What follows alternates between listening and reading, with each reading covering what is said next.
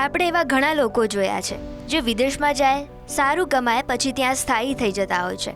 પણ મેઘદાદા ઉર્ફે મહેન્દ્ર પટેલ, જે બોરસદ તાલુકાના નિસરાયા ગામમાં રહેતા અને અમેરિકા જઈને વસ્યા, પણ ન ભૂલ્યા તો એ પોતાની માટીનું ઋણ. ગામના બાળકોને ભણવા માટે નિસરાયા ગામની બહાર જવું પડતું. અને આ વાત મેઘદાદાના ધ્યાનમાં આવતા ગામમાં ધોરણ 9 થી 12 સુધીના બાળકો માટે હાઈસ્કૂલ બનાવવાનો નિર્ણય કર્યો છે. ગામમાં જો હાઈસ્કૂલ બાંધીએ અને બધાને જો ફ્રી એજ્યુકેશન મળે તો કોઈને સ્કૂલ નિસરાયામાં એમ ના થાય કે અમારી પાસે હાઈસ્કૂલ નથી અને એટલે અમે ભણાવી શકતા નથી અમારા છોકરાઓ.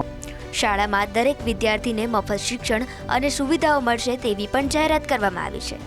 મેઘદાદાએ નિસરાયા ગામના શિક્ષણ માટે 100 કરોડના દાનની પણ જાહેરાત કરી છે. શું કે એમના બ્લડમાં આ આવેલું છે, સેવાકીય પ્રવૃત્તિઓ. અને દાદા પોતે આર્થિક રીતે ખૂબ સક્ષમ છે, તો દાદાની ઈચ્છા એવી થઈ કે મારો જે પૈસો છે એ ગરીબોના કામમાં આવવો જોઈએ. વર્ષો પછી મેઘદાદાની વતનમાં પધરામણી થતાં ગામમાં ભવ્ય સ્વાગત કરવામાં આવ્યું હતું.